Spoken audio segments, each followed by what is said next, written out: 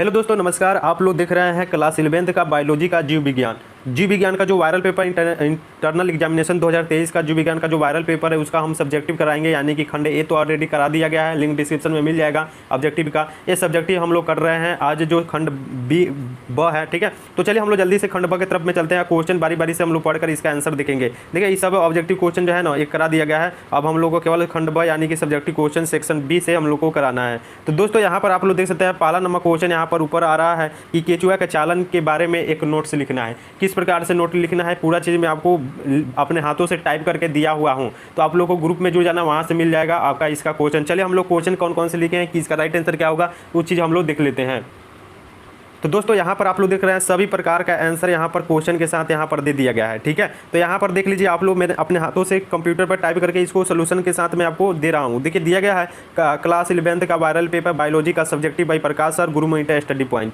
तो दोस्तों देख लीजिए पहला का आंसर दिया गया था केंचुआ का चालन के बारे में। तो देखिए उसके बारे में यहाँ पर लिख दिया गया है। दिया गया भूमिकृम या केंचुआ एक अस्थायी अवशेष एक रूपीय है जो एक ही लघु बल संघ से संबंधित है। देखिए जो केंचुआ होता है दोनों साइड से चलता है, आप लोग देख ही सकते हैं। उसका संरचना दोनों एक ही में होता है, यानी कि मादा और मादा भी एक ही में होता है केंचुआ में, और उसमें पुरुष भी मतलब जेंट्स भी होता है, इसीलिए उसको बोला जाता है नर और मादा एक ही में रहता है, ठीक है ना। द्विलिंगी उसको बोला जाता है केंचुआ को, ठीक है ना। तो आप लोग को मालूम होना चाहिए। तो ये पहला का आंसर यहाँ पर दे दिया गया, इसको पढ़कर इसका आंसर यहाँ पर आप लोग दे सकते हैं, ठीक है। यहाँ पर आप लोग देख सकते हैं दूसरा क्वेश्चन क्या था। तो दूसरा क्वेश्चन सबसे पहले हम लोग क्वेश्चन पढ़ेंगे तभी आंसर समझ में आएगा। देखिए जब हम यहाँ पर बता रहे हैं ना तभी आप लोग को समझ लेना, जाके एग्जाम में 100% वही चीज़ छाप देना है, ठीक है। बिल्कुल सभी का क्वेश्चन देंगे। देखिए लघुत्तरीय में मात्र आपको 10 गो प्रश्न को बनाना है। बायोलॉजी में 10 प्रश्न को लघुत्तरीय में बनाना है और 18 को प्रश्न दिया रहेगा। 8 को छोड़कर 10 को बना लेना है आप लोगों को। हम सभी प्रश्नों को आंसर 10 को जो बनाना है वो मैं बना दिया है, ठीक है ना। तो देखिए कछुआ पहला का तो हो गया हमारा। दूसरा देखिए मेढक का भोजन क्या है, यह एक कैसा अपना शिकार पकड़ता है। चलिए हम देखते हैं इसके बारे में मेढक का भोजन क्या है। चलिए दोस्तों यहाँ पर आप लोग देखिए 2 नंबर क्वेश्चन कहाँ पर है इसको हम लोग देखते हैं। देखिए दिया गया है कि मेढक जब पानी में रहता है तो वह पानी में उपस्थित छोटे छोटे मछलियाँ, कीट, केंचुआ, घोंघे, मक्खी, मच्छर इत्यादि को अपना भोजन बनाता है, और जब यह ज़मीन पर रहता है तो यह ज़मीन पर पाए जाने वाले छोटे छोटे कीड़े मकोड़ों को खाता है। देखिए जब पानी में रहता है तो पानी वाला जीव को खाता है, और जब ज़मीन पर आता है तो ज़मीन वाला जीव को खाता है। मेढक बहुत ही अलग तरीके से अपना शिकार पकड़ता है, जिसमें उसकी जो जीभ है वो सहायक होती है। जो मेढक होता है वो अपना जो शिकार करता है वो अपना जीभ से शिकार करता है। तो देखिए 2 का राइट आंसर बिल्कुल आपको डिटेल में बता दिया, इतना लिख दीजिएगा तो आपको 2 नंबर मिल जाएगा, ठीक है ना। चलिए अब हम लोग 3rd नंबर क्वेश्चन यहाँ पर देख लेते हैं। दिया गया है क्वेश्चन, ध्यान से देखिएगा। चलिए क्वेश्चन पहले हम लोग देखेंगे भाई, यहाँ पर देखिए बाबू, ठीक है। चलिए क्वेश्चन दिया गया कि यकृत के कार्य क्या है, मतलब what is the function of liver, यानी यकृत का कार्य पूछा जा रहा है कि लीवर का जो कार्य है वो क्या है। तो लीवर का सब लोग तो जानते हैं कि भोजन का पाचन करता है। तो चलिए यहाँ पर हमने लिखा तो वो चीज़ बताइए। देखिए दिया गया है कि यकृत शरीर का एक अंग है, मतलब शरीर जो है जो ग्रंथि है सबसे बड़ी ग्रंथि को हम लोग यकृत के नाम से जानते हैं, ठीक है। अपने मन से कुछ इसमें ऐड कीजिए आप लोग, ठीक है ना। यकृत हमारे शरीर की सबसे बड़ी ग्रंथियों में से एक है, ठीक है। देखिए यकृत शरीर का एक अंग है जो केवल केशिकी प्रणालियों में पाया जाता है। इसका कार्य विभिन्न चयापचयों को डिटॉक्सिफाई करना, यानी कि विटामिन को संश्लेषण करना और पाचन के लिए आवश्यक जैव रासायनिक बनाना होता है इसका काम, ठीक है ना। लीवर का काम होता है जो अनैच्छिक भोजन होते हैं उसको पचाना, ठीक है ना, डिटॉक्सी करना, ठीक है ना। चलिए यहाँ पर देखते हैं। अब 3 नंबर हो गया है, 2 नंबर हो गया। अब 4 नंबर क्वेश्चन देखते हैं, ठीक है ना। 4 नंबर क्वेश्चन क्या है तो उसको पहले हम लोग देख लेते हैं। चलिए यहाँ पर देखिए 4 नंबर क्वेश्चन यहाँ पर दिया गया है। ध्यान से सभी क्वेश्चन को आप लोग देखते चलिए। दिया गया है कि अस्थि एवं उपास्थि में अंतर बता देना है। अस्थि और उपास्थि में अंतर 4 नंबर क्वेश्चन दिया गया है। चलिए 4 नंबर क्वेश्चन का हम लोग यहाँ पर देखते हैं इसका सोल्यूशन। देखिए यहाँ पर दे दिया गया अस्थि एवं उपास्थि में क्या अंतर है। अस्थि एक कठोर होता है और उपास्थि एक लचीला होता है। देखिए जो अस्थि होता है एक कठोर होता है, उपास्थि एक लचीला होता है। और देखिए उपास्थि मानव शरीर एवं अन्य प्राणियों में पाया जाने वाला लचीला संयोजी ऊतक है, और ये हमारी मज्जा में स्थापित कंडोसाइट्स यानी कि इसको बोला जाता है कोशिकाओं से बने होते हैं। और कान की हड्डी, नाक की हड्डी, अस्थियों के जोड़ इत्यादि उपास्थि के बने होते हैं। देखिए जो हमारे कान का जो मुलायम होता है ना, ये जो अस्थिया इसको बोला जाता है, उपास्थि बोला जाता है, ठीक है ना। इसको लचीला होता है। देखिए हमारे कान का जो मांस है इसमें हड्डी जो है वो मुलायम होता है, जो अस्थि होता है ये कठोर होता है, ठीक है। ये चीज़ आप लोगों को जानना काफ़ी ज़्यादा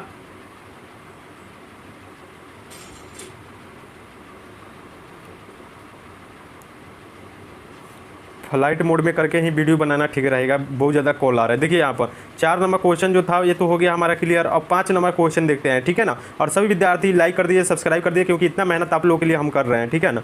5 नंबर क्वेश्चन यहाँ पर देखेंगे आप सभी विद्यार्थी। ये वो वीडियो आप लोग हमारा देख लिए तो दूसरा कोई वीडियो देखने की जरूरत नहीं पड़ेगी, ऐसा चीज़ हम करते हैं। देखिए 5 नंबर क्वेश्चन देखिए, धमनी और सिरा में अंतर बता देना है। तो चलिए 5 नंबर क्वेश्चन खोजते हैं और उसका आंसर यहाँ पर दे दिया गया, बिल्कुल सटीक आंसर के साथ में हम देते हैं। देखिए 5 नंबर क्वेश्चन यहाँ पर देखिएगा, धमनी और सिरा में अंतर बताना। देखिए धमनी और सिरा के कार्य यह है कि इसमें दोनों में रक्त का प्रवाह होता है, लेकिन धमनियों के कार्य है कि यह हृदय से शुद्ध रक्त को लेकर मानव शरीर के अन्य अंगों तक पहुंचाती है, तथा सिरा का कार्य है कि यह मानव शरीर के अन्य भागों से अशुद्ध रक्त को लेकर हृदय तक पहुंचाता है। देखिए सिरा का काम क्या है, तो सिरा का काम यह है कि मानव शरीर में अन्य अंगों से अशुद्ध रक्त को लेकर हृदय तक पहुंचाती है। और धमनी का क्या कार्य है, तो देखिए धमनी का कार्य है कि हृदय से शुद्ध रक्त को लेकर मानव शरीर अन्य अंगों तक पहुंचाती है, ठीक है ना। धमनी और सिरा में एक अंतर लिख दीजिएगा। 5 नंबर क्वेश्चन है, 2 नंबर आपका यहाँ पर मिल जाएगा, ठीक है। चलिए अब हम नेक्स्ट क्वेश्चन देखते हैं, 6 नंबर क्वेश्चन। 6 नंबर क्वेश्चन क्या है, तो 6 नंबर क्वेश्चन यहाँ पर आप लोग देखिएगा, मनुष्य के दांत कितने प्रकार के होते हैं। 6 नंबर क्वेश्चन दिया गया, मनुष्य के दांत जो होते हैं वो कितने प्रकार के हैं। चलिए यहाँ पर दे दिएगा इसका आंसर 6 नंबर दिया। देखिए मनुष्य के 4 प्रकार के दांत होते हैं। मनुष्य के कितने प्रकार के दांत होते हैं, तो 4 प्रकार के। ये 4 श्रेणियों में होते हैं। एक होता है रंधक, एक होता है अग्रवर्णक, एक होता है दंड और एक होता है कृतन। देखिए ये मेरा चैनल है गुरु मेंटर स्टडी पॉइंट, एक सब्सक्राइब मार दीजिए जल्दी से एक बार जाकर, ठीक है ना। और लाइक भी कर दीजिए, क्योंकि सभी एग्जाम कोई भी आपका एग्जाम हो रहा है तो उसका हम हेल्प जरूर करेंगे, ठीक है ना। मैट्रिक हो, इंटर का हो या फिर 12th क्लास का हो, ठीक है, सभी प्रकार के एग्जामों में हेल्प किया जाता है, ठीक है। और यहाँ पर पढ़ाई भी चलता है बहुत बढ़िया से, ठीक है ना। तो आप लोग सब्सक्राइब कर दीजिए बिल्कुल। देखिए इस प्रकार से लिख दीजिएगा तो 2 नंबर की 3 नंबर दे देगा आपको एग्जामिनर। देखिए 8 नंबर क्वेश्चन देखिए, 8 नंबर क्वेश्चन क्या है। 8 नंबर क्वेश्चन यहाँ पर देख सकते हैं कि समसूची विभाजन की पुनर्व्यवस्था का वर्णन कर देना है। समसूची के बारे में यहाँ पर 8 नंबर लिखना है। देखिए यहाँ पर वर्णन मैंने सिंपली से यहाँ पर कर दिया गया है। देखिए यहाँ पर दे दिया गया है समसूत्री कोशिका विभाजन या समसूत्रण साधारण कोशिका विभाजन है, जिसकी संपूर्ण क्रिया 2 चरणों में पूरी होती है। प्रथम चरण में कोशिका केंद्र का विभाजन होता है और इस प्रक्रिया को केंद्र विभाजन यानी कि कैरियोकाइनेसिस कहते हैं। विभाजन के दूसरी चरण में कोशिका द्रव का विभाजन होता है। ये हो गया 8 का आंसर, ठीक है ना। उसी प्रकार से 9 का आंसर यहाँ पर दिया गया है। 9 का क्वेश्चन क्या है, तो 9 नंबर क्वेश्चन है कि माइटोकॉन्ड्रिया को कोशिका का ऊर्जागृह क्यों कहते हैं। तो माइटोकॉन्ड्रिया का ऊर्जागृह क्यों कहते हैं, तो इसका आंसर 9 नंबर में दिया गया है। देखिए यहाँ पर आ गया है, माइटोकॉन्ड्रिया में ऑक्सीकरण यानी एंजाइम होता है। यह भोजन के ऑक्सीकरण द्वारा ऊर्जा उत्पन्न के लिए उत्तरदायी है। यह उत्पादित ऊर्जा कोशिकाओं द्वारा प्रयोग की जाती है, इसीलिए इसे कोशिका का ऊर्जागृह कहते हैं। देखिए कॉपी कलम ले लीजिए, वीडियो के स्किप करके जो हम लिखे हैं ना उसको आप कॉपी में लिख लीजिए और जाकर डायरेक्ट छाप दीजिए, ठीक है ना। चलिए 11 नंबर देखिए, 10 नंबर नहीं बनाए हैं क्योंकि देखिए 18 को प्रश्न दिया गया आपको, ठीक है ना। उसमें से 10 कोनो बना लीजिए आप लोग, ठीक है ना, ये कोई डिपेंड नहीं है। तो चलिए 11 का हम आंसर यहाँ पर दे दिया है, जो मिला है जल्दी में उसको दे दिया है। 11 नंबर क्वेश्चन देखिए, बैक्टीरियोफेज में गुणांक कैसे होता है। बैक्टीरियोफेज में गुणांक पूछा जा रहा है कि कैसे होता है। चलिए 11 नंबर दिया गया है कि एक बैक्टीरियोफेज खुद को एक अति संवेदनशील जीवाणुओं से जोड़ता है और मेजबान सेल को संक्रमित करता है, और संक्रमण के बाद बैक्टीरियाफेज बैक्टीरिया के सेलुलर तंत्र को बैक्टीरिया के घटकों के उत्पादन से रोकने के लिए उपहरण कर लेता है और इसके बजाय कोशिका को वायरल घटकों का उत्पादन करने के लिए मजबूर करता है। देखिए बैक्टीरिया यही होता है, वायरल करता है ना। जो कोरोना है ये सब जो है ना बाबू, देखिए यहाँ पर वायरस होता है। देखिए अब हो गया, तो आपका काम खत्म हो गया, ठीक है ना। 10 को प्रश्न समाप्त हो गया लघु उत्तरीय में। अब हम लोग चलेंगे लॉन्ग क्वेश्चन। यहाँ पर देखिए लॉन्ग क्वेश्चन आंसर यहाँ पर दे दिया गया है। देखिए यूट्यूब जो चैनल हमारा गुरु मेंटर स्टडी पॉइंट, इसको जल्दी से सब्सक्राइब कर लो बाबू, एक लाइक दे दो जल्दी से, ठीक है ना। चलिए यहाँ पर देखिए, और ग्रुप में व्हाट्सएप में जुड़ोगे तभी तो इसका PDF दिया जाएगा, ठीक है ना। तो ग्रुप में जरूर जुड़ जाना, ठीक है। और चलिए 19 नंबर क्वेश्चन यहाँ पर दे दिया गया, इसका आंसर देखिए 19 भी जितना क्वेश्चन बनाना है ना आपको दे दिया गया है। देखिए दीर्घ उत्तरीय प्रश्न है, ठीक है ना। दिया गया किन्हीं 3 प्रश्नों के उत्तर दे, प्रत्येक में 5 अंक निर्धारित हैं। आपको 3 क्वेश्चन का आंसर कर देना है। 5 क्वेश्चन दिया गया है, ठीक है। 6 क्वेश्चन दिया गया ना, 6 क्वेश्चन दिया गया, इसमें से 3 क्वेश्चन का आंसर दे देना है। 15 नंबर यहाँ पर मिल जाएगा आपको, ठीक है।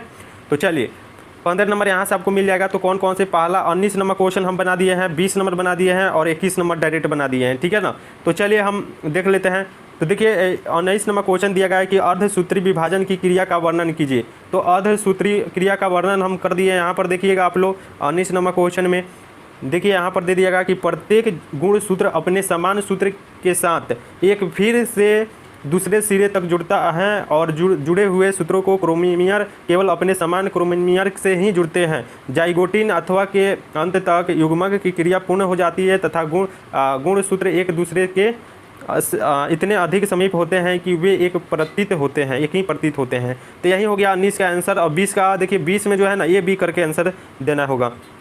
चलिए 20 नंबर दिया गया निम्नलिखित में किन्हीं दो पर क्रयकी का उल्लेख करना है, इसका मतलब वर्णन करना है। ठीक है ना। मेढक की मूत्रवाहिनी के बारे में बता देना है, मनुष्य का गुर्दा के बारे में बता देना है, या फिर केंचुआ के शरीर का दीवार। ठीक है ना। यही तीन वो दिया गया ना, कोई एगो तीन वो दिया गया तो इसमें से दो बना लो। तो हमने बना दिया ए वाला को, यानी मेढक के मूत्रवाहिनी वाला और मनुष्य का गुर्दा यही बनाया है। यहाँ पर इसको स्क्रीनशॉट आप लोग ले लीजिए। ठीक है ना। चले यहाँ पर देखिए 20 का ए वाला यहाँ पर है। देखिए यहाँ पर दे दिया गया 20 का ए। ठीक है ना। 20 का ए, चलिए 20 का ये है मेढक की मूत्रवाहिनी के बारे में यहाँ पर दे दिया गया है। जल्दी से पढ़ लो आप लोग। ठीक है ना। 20 का बी यहाँ पर दे दिया गया है गुर्दा का वाला। ठीक है ना। गुर्दा लगभग 11 से 14 सेंटीमीटर लंबा होता है और 6 सेंटीमीटर चौड़ा और 3 सेंटीमीटर मोटा। ठीक है ना। इतना लिख दीजिएगा ना तो आपका कहानी खत्म हो जाए। चलिए 21 नंबर क्वेश्चन यहाँ पर देखिए, ये लास्ट क्वेश्चन है हमारा। यहाँ पर आप लोगों को देखना है, दिया गया है कि उत्सर्जन से क्या आप समझते हैं। तो उत्सर्जन से क्या समझते हैं ये चीज़ यहाँ पर लिख देना है। देखिए 21 नंबर क्वेश्चन देखिए, उत्सर्जन से उपचाई मेटाबोलिया यानी क्रियाओं के फलस्वरूप बने उत्सर्जित पदार्थों को शरीर से बाहर निकालने की क्रिया को उत्सर्जन कहते हैं। ठीक है। सजीव जो कोशिकाओं के अंदर यानी कि विभिन्न प्रकार की जैव रासायनिक क्रिया होती रहती है। इस क्रियाओं के समय कुछ बेकार एवं विषैले पदार्थ उत्पन्न होते हैं जो कोशिकाओं अथवा शरीर के लिए उपयोगी नहीं होते हैं। ठीक है। इसी को हम लोग कहते हैं उत्सर्जन। ठीक है ना। चलिए यहाँ पर इस सभी का आंसर दे दिया है। जल्दी से मेरे व्हाट्सएप ग्रुप पर ज्वाइन कर लिए, इसका क्वेश्चन लीजिए और मेरे गुरु मनीटर स्टडी पॉइंट को आप लोग को सब्सक्राइब कर लीजिए। भाई प्रकाश सर। चलिए मिलते हैं नेक्स्ट वीडियो में। अपना ख्याल रखिएगा। जय हिंद दोस्तों। बहुत ज़्यादा मेहनत लगता है वीडियो बनाने में। देखिए क्वेश्चन जो है वो किस प्रकार से एडिटिंग किया जाता है, किस प्रकार से इसका सोल्यूशन दिया जाता है, बहुत ज़्यादा मेहनत लगती है। कि वो सब्सक्राइब अवश्य कर दीजिएगा। Thank you. एक लाइक कर दीजिए।